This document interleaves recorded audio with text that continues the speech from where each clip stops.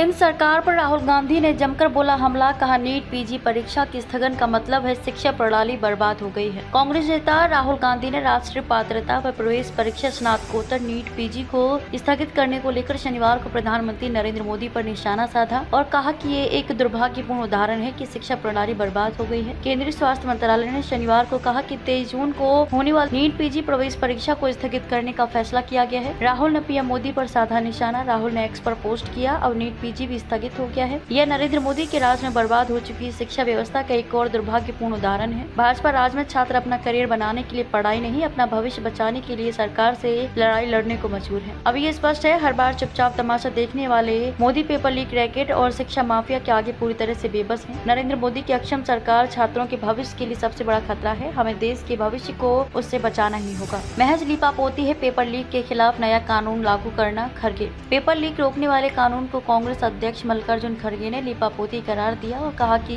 भाजपा अपनी जिम्मेदारी से बच नहीं सकती। केंद्र सरकार ने शुक्रवार रात सख्त कानून लागू कर दिया जिसका मकसद प्रतियोगी परीक्षाओं में कदाचार रोकना है। इस कानून में दोषियों के लिए अधिकतम 10 वर्ष कारावास की सजा और 1 करोड़ रुपए तक जुर्माने का प्रावधान है। खरगे ने एक्स पर पोस्ट कर दावा किया कि पिछले 7 वर्षों में 70 प्रश्न पत्र लीक हुए और पूछा कि मोदी सरकार ने कोई कड़ा कदम क्यों नहीं उठाया। भाजपा नीट घोटाले चाहे जितनी भी कोशिश कर ले वे अपनी जिम्मेदारी से बच नहीं सकती। शिक्षा मंत्री ने झूठ क्यों बोला? खरगे ने कहा कि पेपर लीक के विरुद्ध कानून अधिसूचित नहीं हुआ था, लेकिन जब शिक्षा मंत्री की प्रेस वार्ता में उनसे इसके बारे में पूछा तो उन्होंने कहा कि कानून अधिसूचित हो गया। शिक्षा मंत्री ने झूठ क्यों बोला कि कानून अधिसूचित हो गया? 13 फरवरी 2024 को इस कानून को राष्ट्रपति की स्वीकृति मिल गई थी, पर कानून शुक्रवार रात अधिसूचित हुआ। उन्होंने कहा कि शिक्षा मंत्री पहले तो पेपर लीक को नकारते रहे, फिर जब गुजरात, बिहार, हरियाणा में गिरफ्तारियां हुई तब कह रहे हैं क्योंकि कुछ जगहों पर स्थानीय तौर पर पेपर लीक हुए हैं इसलिए दोबारा परीक्षा नहीं करा पाएंगे। नया कानून लाना केवल भाजपा लीपापोती है। उन्होंने कहा कि मोदी सरकार परीक्षा दोबारा क्यों नहीं करवा रही, जबकि शिक्षा मंत्री ने गड़बड़ी की बात मान ली है। 9 दिनों में एनटीए ने 3 बड़ी परीक्षाएं रद्द या स्थगित की हैं। पेपर लीक के विरुद्ध कानून पास करवाने के बाद भी